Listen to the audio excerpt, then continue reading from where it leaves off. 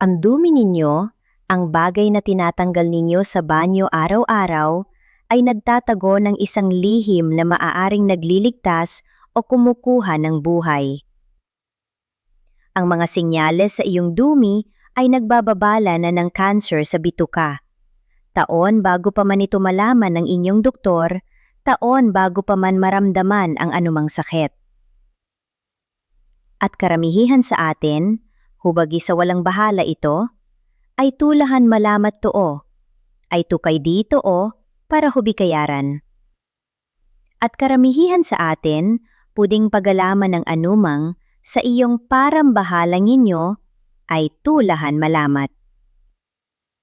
At karamihan sa atin, bagaman ang pababala ng anumang sakit, ay tupay dito ng malamat ito.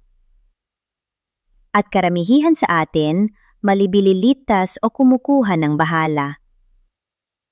At karamihan sa atin, malibililitas o kumukuha ng bahala, di bibibito pa ng anumang sakit.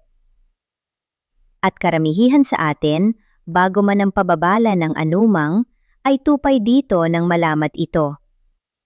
At karamihan sa atin, malibililitas o kumukuha ng bahala. At karamihan sa atin, malibililitas o kumukuha ng bahala. At nabago mang ito pa ng bahala ninyo, ay tutalagay naman tayong sa anumang sakit. At karamihan sa atin, malibililitas o kumukuha ng bahala. At karamihan sa atin, malibililitas o kumukuha ng bahala, di bibibito pa ng anumang sakit. At karamihan sa atin, malibililitas o kumukuha ng bahala, di bibibito pa ng anumang sakit. At karamihan sa atin, malibililitas o kumukuha ng bahala, di bibibito pa ng anumang sakit. At karamihan sa atin, malibililitas o kumukuha ng bahala. At ng bagay na tinatataga ninyo, ay tinitingnan ang mga palatandaang iyon araw-araw at pinagpapalampas. Ang katotohanan ay ito, ang inyong katawan ay nagsasalita, palagi, bawat araw, sa paraang pinakahindi natin inaasahan. Ngayon, tingnan ninyo ito ng mabuti. Ang susunod na ilang minuto ay maaaring magbago ng buhay ninyo o ng buhay ng taong pinakamahal ninyo sa mundong ito. Ako si Ate Maria, at bago pa man tayo magsimula, nais kong sabihin sa inyo na ang lahat ng ibibigay ko sa inyong impormasyon na yon ay hindi hango sa chismis, hindi sa Facebook post ng kapitbahay. Ang Harvard Medical School, isa sa pinakakilala at pinakapinagkakatiwalaang medical na institusyon sa buong mundo, ay nag-publish ng pananaliksik na nagpapakita na ang colorectal cancer o cancer sa malaking bituka ay may mga malinaw na babala na lumalabas sa dumi ng tao, kahit 2 hanggang 3 taon bago pa man mag-positive ang anumang pagsusuri. 2 hanggang 3 taon, mga kababayan. Dito sa Pilipinas, ayon sa datos ng Department of Health, ang colorectal cancer ay isa na sa 5 pinakakaraniwang uri ng cancer sa ating bansa. At ang nakakalungkot, marami sa ating mga kababayan ang lalaman lamang na may cancer sila nang nasa advanced stage na ang sakit. Bakit? Dahil hindi natin alam ang mga palatandaan. O alam natin, ngunit inisip natin, ay normal lang yan. Kaya nandito tayo ngayon. Sama-sama nating pag-aralan ang 7 senyales na dapat nating hanapin. Ang 7 bagay na sinasabi ng ating dumi na kailangang marinig ng ating utak. Ito ay para sa inyo, para sa inyong asawa, para sa inyong pamilya, para sa inyong kapitbahay dito sa ating mga komunidad sa buong Pilipinas. Palatandaan numero 1, ang dugo sa dumi o ang tinatawag sa medical na termino na hematochezia o melena. May 2 uri ng dugo na maaaring lumabas kasama ng dumi. Ang una, ang hematochezia, ay sariwang pulang dugo. Makikita ninyo ito sa papel na pantahip o mismong sa loob ng inodoro. Ang ikalawa, ang melena, ay mas madilim.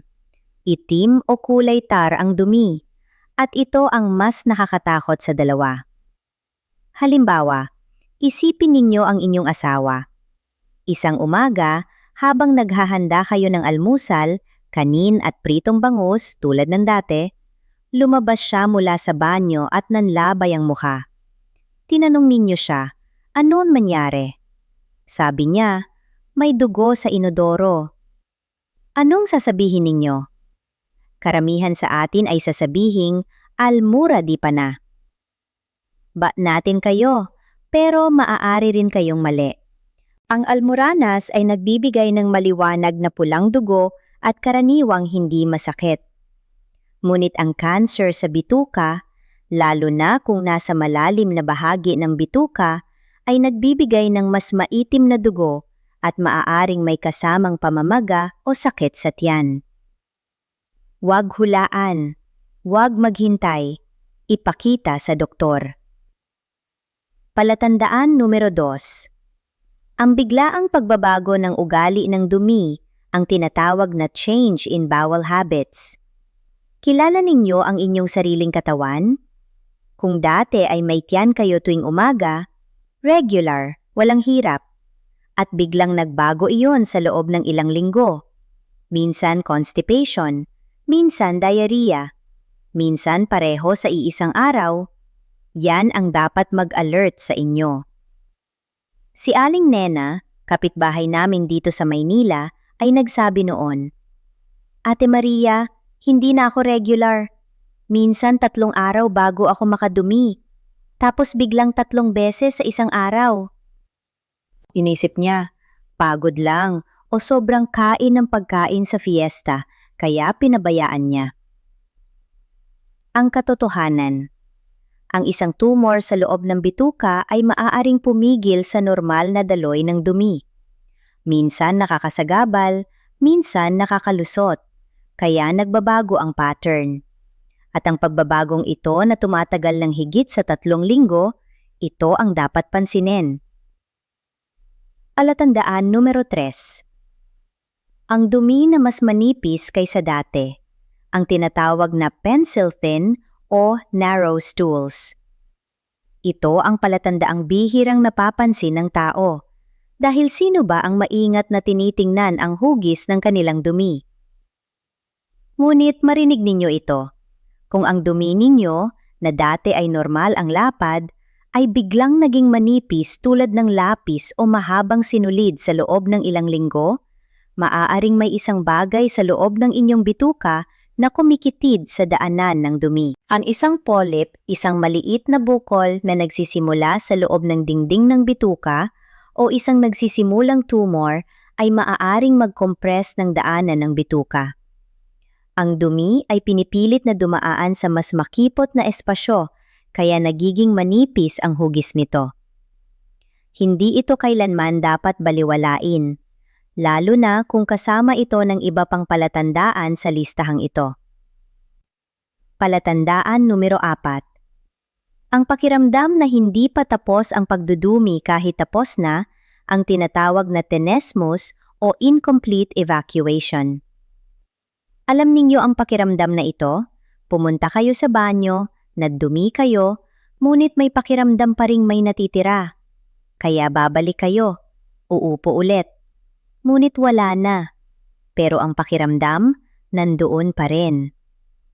Maraming Pilipino ang nagrereklamo ng ganito pagkatapos kumain ng maraming pagkain, tuwing Pasko, tuwing mahal na araw, tuwing may handaan. Inisip nating masyadong puno ang tiyan. Ngunit kapag ang tenesmus ay nangyayari ng paulit-ulit, kahit walang fiesta, kahit normal ang kain, at tumatagal ng higit sa 2 linggo, ang katawan ninyo ay nagpapahayag ng isang bagay. Ang tumor sa loob ng rectum, ang bahagi ng bituka na pinakamalapit sa labasan, ay maaaring magbigay ng maling signal sa utak na may natitira pa. Ang utak ninyo ay nagsasabi, "May natitira pa." Ngunit ang katotohanan, may bagay na nandoon na hindi dapat nandoon. Palatandaan numero 5. Ang hindi maipaliwanag na pagbaba ng timbang, ang tinatawag na unexplained weight loss. Nakakagulat dahil maraming tao ang nagagala kapag bumababa ang timbang nila. Ay, kumikitid na ako. Epekto ng diet ko.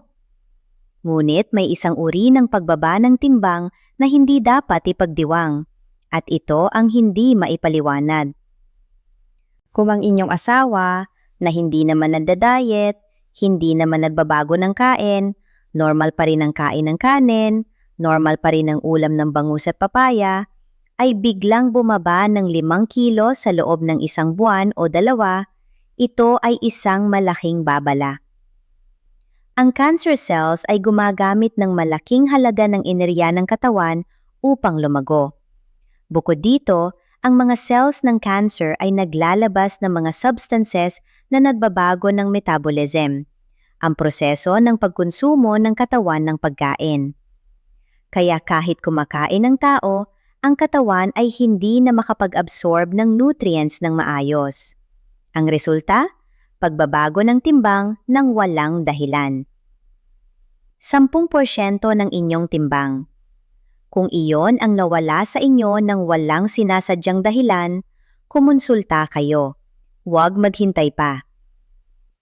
Palatandaan numero 6. Ang patuloy na pagod at panghihina ang tinatawag na cancer-related fatigue at anemia. Hindi ito ang pagod na nararamdaman ninyo pagkatapos ng mahabang araw ng trabaho.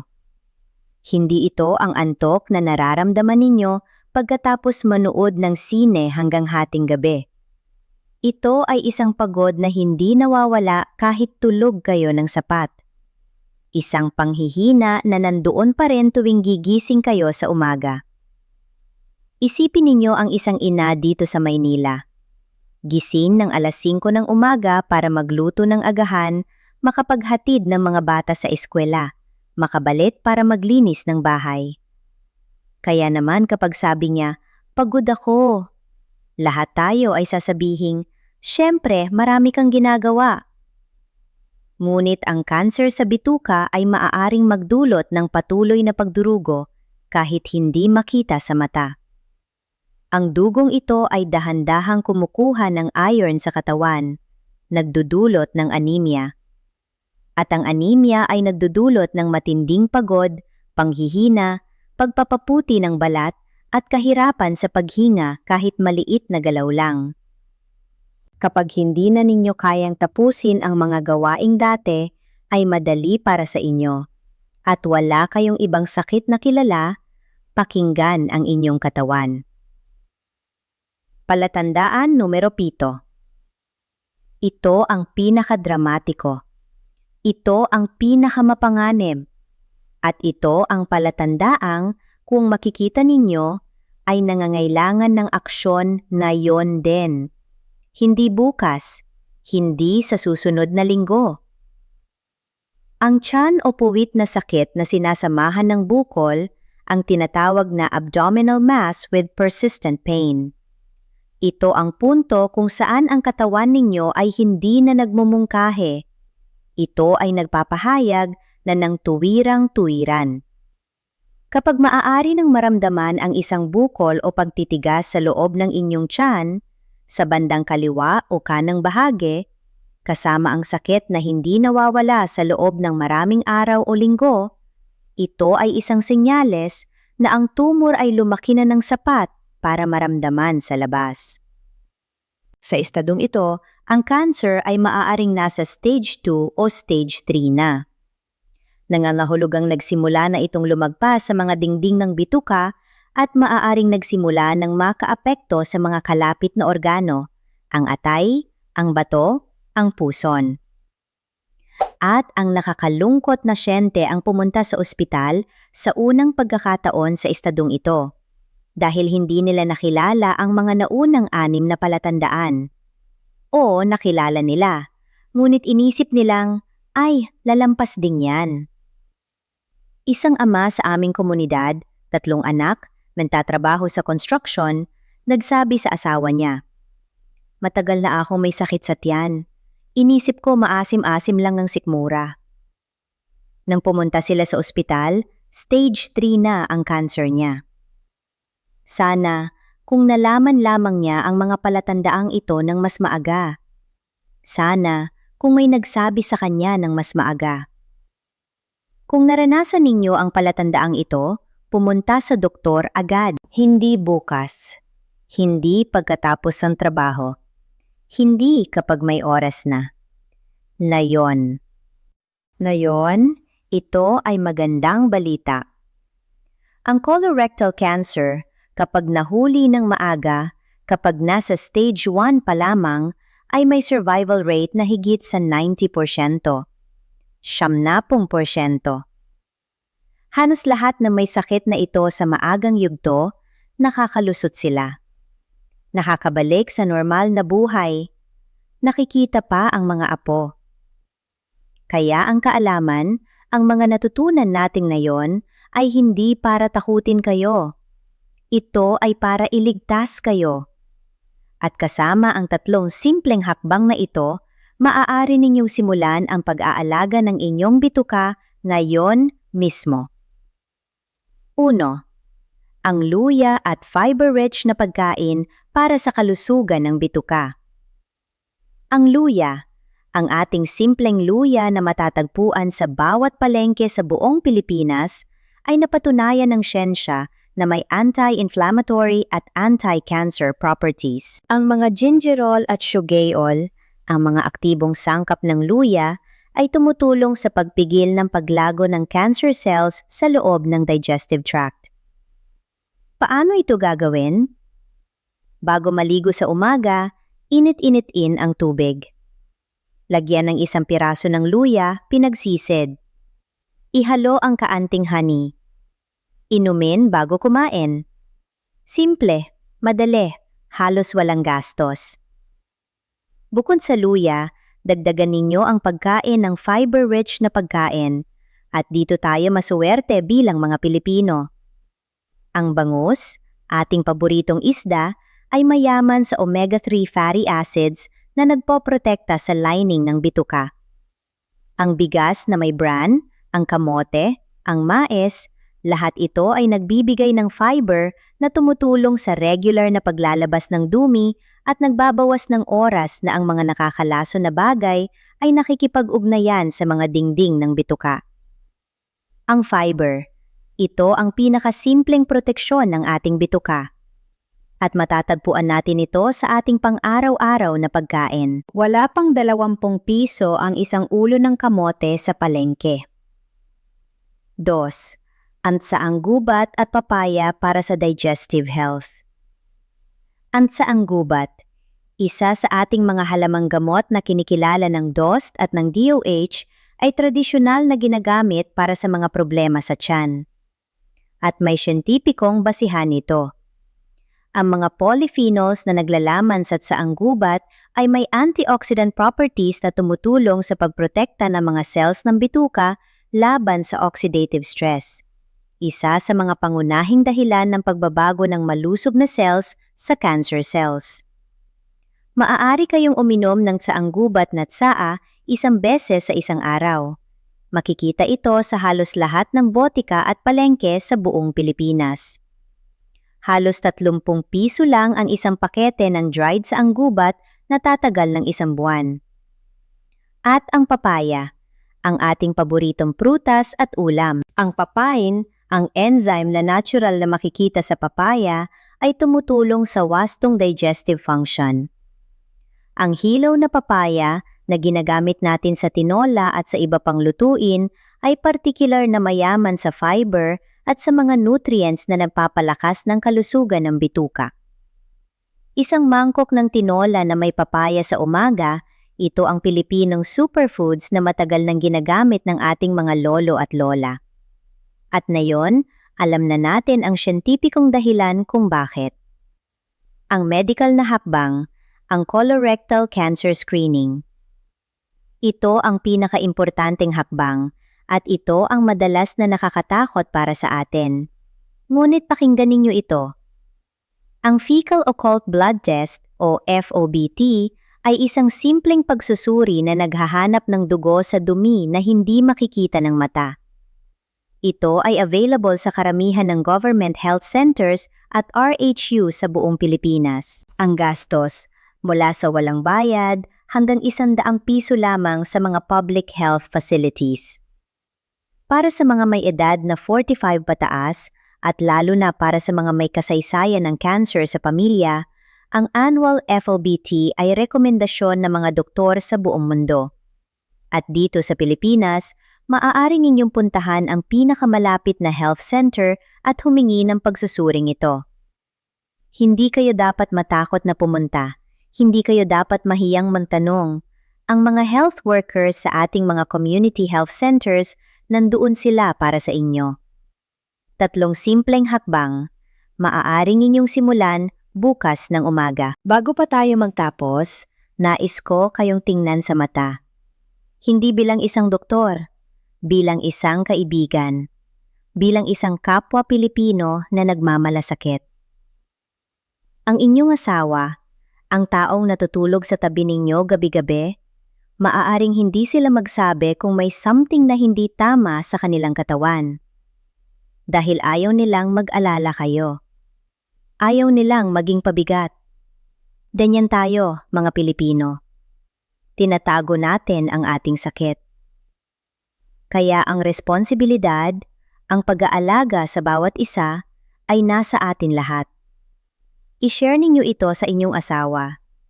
I-share ninyo ito sa inyong kapitbahay, sa inyong mga magulang, sa sinumang mahal ninyo. Ang kaalamang ito ay maaaring makapagligtas ng buhay. Ngayon, hindi bukas, i-like ninyo ang video na ito para makarating ito sa mas marami pang Pilipino. I-share sa inyong mga grupo sa Facebook, sa inyong pamilya sa Viber, at i-subscribe sa Mas Malusog Tayo para sa bawat bagong impormasyon na maaaring magbago ng inyong buhay. Ingat tayo lagi! Hanggang sa susunod para sa Mas Malusog Tayo. At bago kayo umalis, isang huling tanong na nais kong iwan sa inyo. Kung ang inyong dumi ay sinusubukang sabihin sa inyo ang isang bagay ngayon, handa na ba kayong makinig?